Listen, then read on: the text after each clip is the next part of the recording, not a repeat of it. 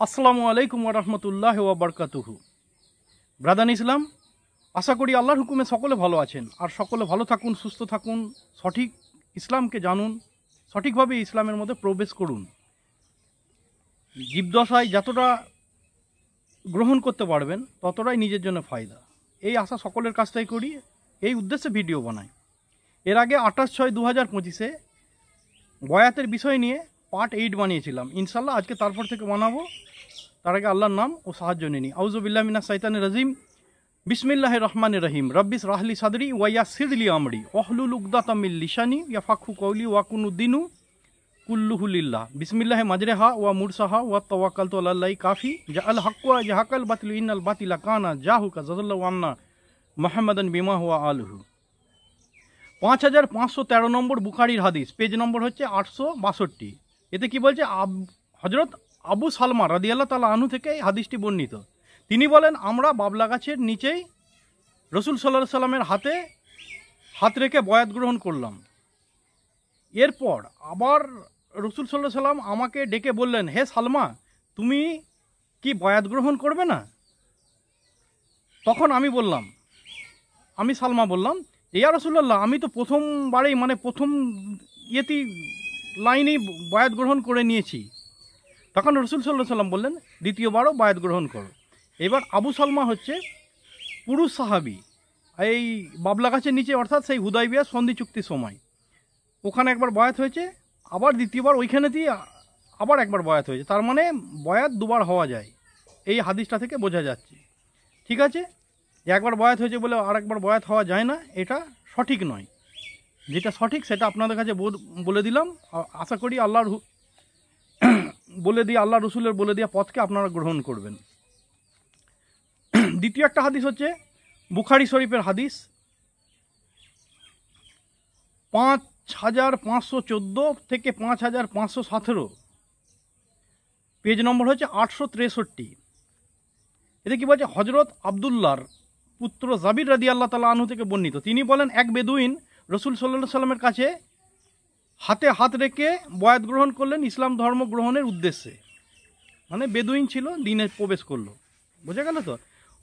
অতঃপর সে ভীষণ জ্বরে আক্রান্ত হলো। তখন রাসূল সাল্লাল্লাহু আলাইহি সাল্লামের কাছে এসে বললেন, ইয়া রাসূলুল্লাহ, আমার বয়াত নেওয়ার জন্যে বা আমার ইসলাম ধর্ম গ্রহণ করার জন্যে আমার শরীর খারাপ করেছে, আমার প্রচণ্ড জ্বর, তো আপনি আমার বয়াতটা আর কি ক্যান্সেল করুন বা ভঙ্গ করুন। রাসূল সাল্লাল্লাহু আলাইহি সাল্লাম কাছে যখন এই কথা বললেন, তখন রাসূল সাল্লাল্লাহু আলাইহি সাল্লাম কী করলেন, যে সে তার কথাটা প্রত্যাখ্যান করে সরে গেলেন, গ্রাহ্য করলেন না।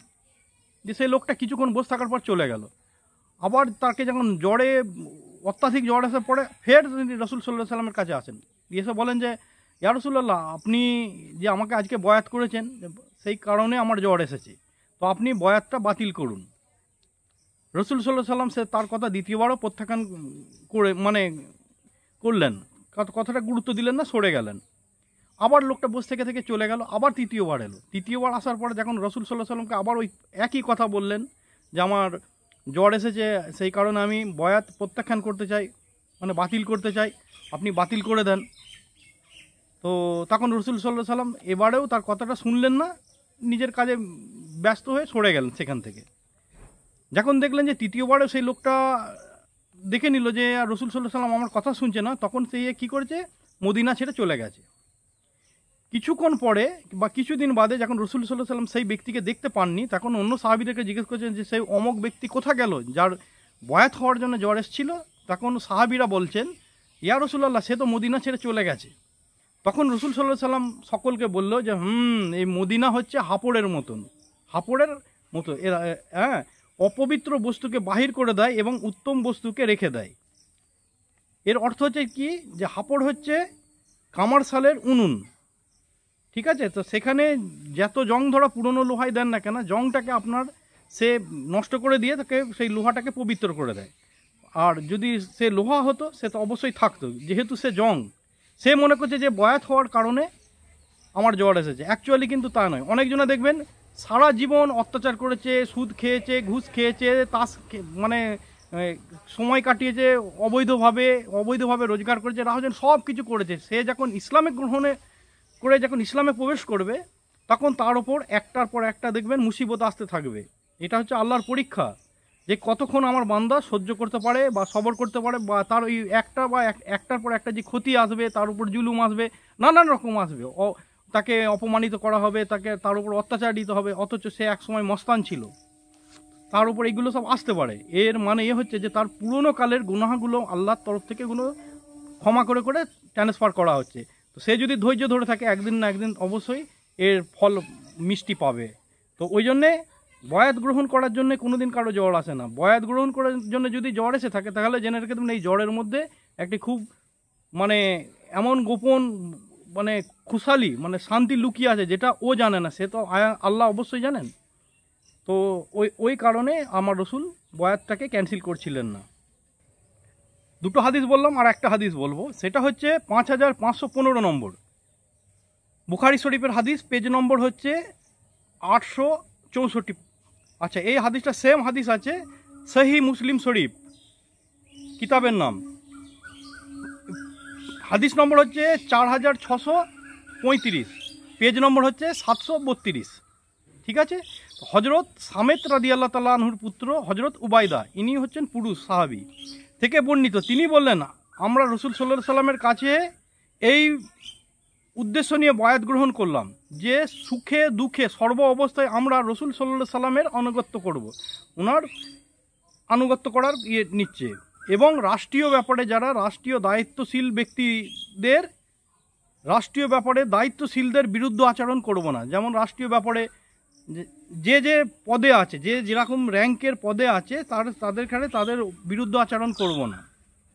তার মানে ইসলাম কোনো সময় রাষ্ট্রবিরোধী বা দেশদ্রোহী বানায় না, এ হাদিস বলছে। তবে হ্যাঁ, সে যদি ইনসাফ পরস্ত হয়, তাহলে তার সঙ্গে তার করা যাবে, আনুগত্য করা যাবে। যখনই সে ইসলামদ্রোহী হবে বা শরীয়তদ্রোহী হবে বা আল্লাহদ্রোহী হবে, তখন তার আনুগত্য করা কোনো জরুরি নয়। সেটা রাষ্ট্রীয় ব্যাপারেই হোক, বা কোনো মতুয়ালির ব্যাপারেই হোক, বা কোনো মানে পিতা পুত্রর বিষয় নিয়েই হোক, যখন সে ইসলাম বিরোধী কাজ করবে, তার আনুগত্য করার কোনো প্রয়োজন নেই। তো সেই হিসাবে এটা বলছে যে রাষ্ট্রীয় ব্যাপারে দায়িত্বশীলদের বিরুদ্ধে আচরণ করব না। একটা, যেখানেই থাকি না কেন সর্বদা সত্যের উপর অটুটভাবে মজবুতভাবে থাকব। তৃতীয় নম্বর হচ্ছে সর্বদা সত্য কথা বলিব, এবং চতুর্থ নম্বর হচ্ছে আল্লাহর পথে কোনো নিন্দনীয় নিন্দাকারীর নিন্দার ভয় করব না। একটা ব্যক্তি আছে, দেখেছ কোথাও কিছু নেই, ঘরে ভাত নেই, উনি জমাতে চলে যাচ্ছে, ওটা হচ্ছে নিন্দাকারী। সে কোনো দিন ভালো করে না, সে ভালো দেখতে পারে না, বা দাড়ি রেখেছে, দেখেছো জুয়ান ছেলে দাড়ি রেখেছে, খেয়ে দে কাজ নেই, দাড়ি রেখেছে, ছেলে দাড়ি রেখেছে, বাপ বলছে আমি এখনও বুড়ো হলাম না, আমি দাড়ি রেখেনি, তুই দাড়ি রেখে ফেললি, ওইগুলো হচ্ছে নিন্দাকারী। আবার বলে অনেকজন অনেক রকম আছে, যে মুসলমানরা 4টে বিয়ে করেছে, দেখেছো মুসলমানরা 4টে বিয়ে করেছে। সমাজের মধ্যে জেনে রেখে দেবেন, যারা জিনা করছে বা অবৈধ কাজ করে বেড়াচ্ছে বা অবৈধভাবে সম্বন্ধ জুড়ে বেড়াচ্ছে, তাদের বিরুদ্ধে কেউ কোনো কথা বলে না। যখন আপনি বৈধভাবে একটা বিয়ে করলেন, যাতে মানে আপনার বৃদ্ধকালে সুবিধা হয়। অনেকজনের বউ মারা যায়, তারপর দ্বিতীয় বিয়ে যখনই করে তখন বলে, দেখেছ ওই মুসলমান বলেই এ বিয়ে করেছে। অবশ্যই আল্লাহ এটাতে সমর্থন করছে যে তুমি বিবাহ করো, তাকে ইজ্জতের সাথে ঘরে আনো, তাকে মানমর্যাদা দাও।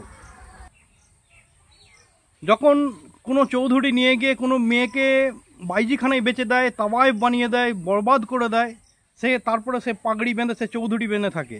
কিন্তু যদি একটা মুসলমান একটা বিধবাকে বিয়ে করে, তাকে সমাজের মধ্যে মানে তাকে দ্বিতীয়বার বাঁচার স্রোত ধরিয়ে দেয়, বা তাকে মানে সাহায্য করে, বিবাহ করে তার জীবন বন্ধনকে মানে সম্মানীয় করে, সেখানে মুসলমান দাগি হয়ে যায়। তো জেনে রেখে দেবেন যে বৃদ্ধকালে যদি কারো পুরুষের স্ত্রী মারা যায়, তার বাকি জীবনটা কাটানো অতি মানে কষ্টর সাথে তার জীবন কাটে। ওই জন্যে কোনো সময় যদি কেউ বিবাহ করে, তো তাকে জাতির খোঁটা দেবেন না, অবশ্যই তার প্রয়োজন। কেননা সব সময় যে মানে তার যৌবনের উত্তেজনা হিসেবে করে, সেটাও ঠিক নয়। একটা বৃদ্ধকালে একটা সাথীর দরকার হয়। সারাদিন কাজকর্মের করে নিয়ে যেটুকুন টাইম আছে রাত্রিতে ঘুমানোর আগে, তার একটা সাথীর দরকার হয়, সে টাইম পাস করতে পারে না। মহিলারা কি করে, নাতি নাতকুর নিয়ে, বিধবা মহিলা হলে কি করে, যে নাতি নাতকুর নিয়ে সময় কাটে না, তবু তার মধ্যে একটা খোয়াইশ থাকে, যদি আমার স্বামী থাকতো তার সঙ্গে একটু টাইম পাস করা হতো, ইত্যাদি ইত্যাদি। বৃদ্ধকালে হর বৃদ্ধর একটা সাথীর দরকার হয়, যাকে যাকে মনের কথা খুলে বলতে পারে। সেই হিসেবে যদি কেউ বিয়ে করে তাকে যেন আল্লাহরও আসতে অপমানিত করবেন না মুসলিম সমাজ হয়ে। বাইরে কে কী করছে নিন্দর ব্যাপার সেটা দেখতে যাবেন না। অনেকজনে দেখবেন ট্রেনের মধ্যে যদি সালাম দেয় না, পাশে বন্ধু বান্ধব আছে তো আস্তে করে সালাম দেবে, যাতে বন্ধু বান্ধবদের কাছে মুসলমান বলে পরিচয় না হয়। অনেকজন মুসলমান নাম লুকিয়ে রাখে, নাম রাখবে ছেলের, বলছে না আমার অমুক জায়গায় কাজে যাবে, তমুক জায়গায় কাজে যাবে, তো তোমার নাম রাখবে রাজু, তোমার নাম রাখবে রাজীব, তোমার নাম রাখবে পুষ্প, ইত্যাদি ইত্যাদি। সেই মুসলমান নাম লুকিয়ে ফেলে। অনেকজন আছে, অনেক বলে কি নাম, বলছে রাজ। বলছে কী করে তোমার বাবা? বলে লোকের বাড়ি খামারে কাজ করে। খামারে কাজ করার ব্যাটার হচ্ছে রাজ। চিন্তা করুন, মুসলিম নাম লুকিয়ে রেখে দিচ্ছে, চিন্তা করুন। তাহলে এরম ধরনের নিন্দনীয় ব্যক্তির ভয়ে নিজের ইসলামকে মানে গোপন করবেন না। অবশ্যই গর্ব করবেন যে আমি ইসলামে, আল্লাহ আমার এহসান করেছে, আমি ইসলামের ঘরে জন্মগ্রহণ করেছি এবং ইসলামকে বুঝেছি এবং ইসলামকে আল্লাহকে সেজদা করি। অনেকজনা দেখবেন যে রসুল সাল্লাল্লাহু সাল্লামে আর আম্মা আয়েশা রাদিয়াল্লাহু তাআলা আনহুর বিষয় নিয়ে কটাক্ষ করে ইসলাম ধর্মকে, অনেক কিছু বিষয় নিয়ে, বুঝলে, যেমন যদি হজ করতে গিয়ে নেড়া হয় বলবে নেড়ে মুসলমান, এরা তো কটাক্ষ করবে, ওই কোনো কার নিন্দার বিষয় নিয়ে কোনো দিন ইয়ে করবেন না।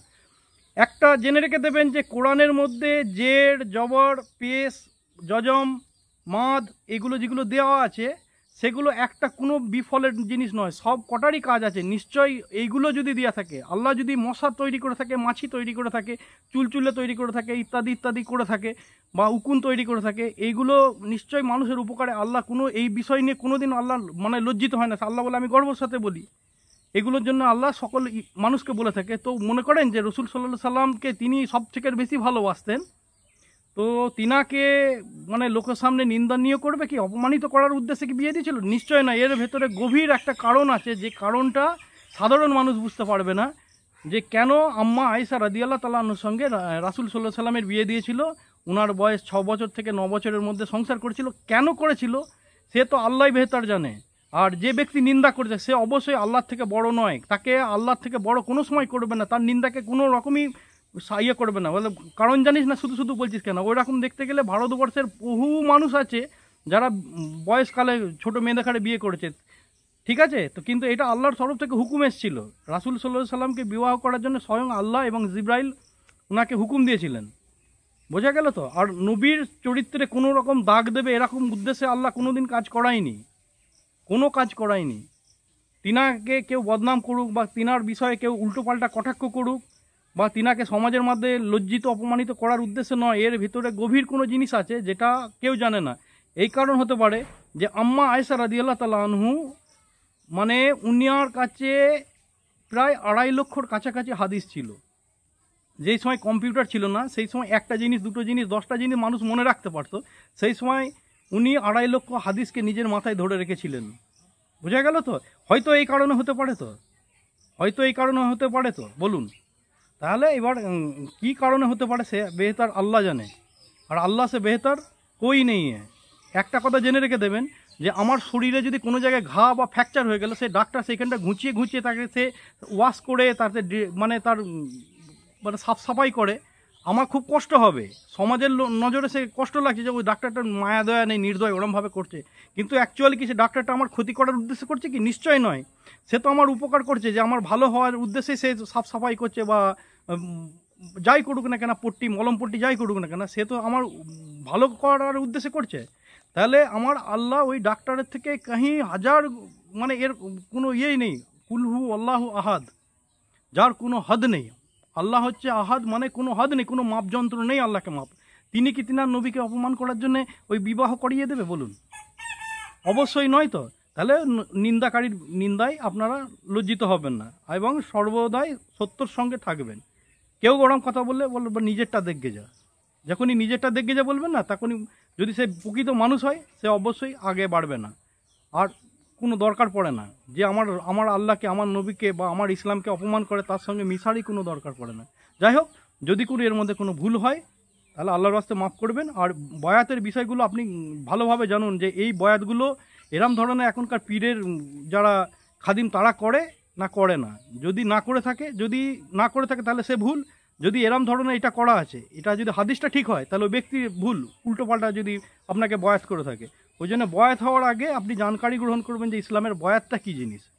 নাহলে সারা জীবনের ইবাদত জিরো হয়ে যাবে, কবরে যাবেন ফাঁকা, খালি, কিচ্ছু থাকবে না। আর সে যে বয়াত করেছে সে সরে যাবে। যাই হোক, যদি আবার বলেছি যদি কোনো ভুল হয় আল্লাহর রাস্তে মাফ করবেন। আল্লাহ হাফিজ। নিজে শুনুন, অপরের কাছে পাঠিয়ে দিন, যাতে মানুষ সতর্ক বা জানতে পারে যে সত্যটা কী।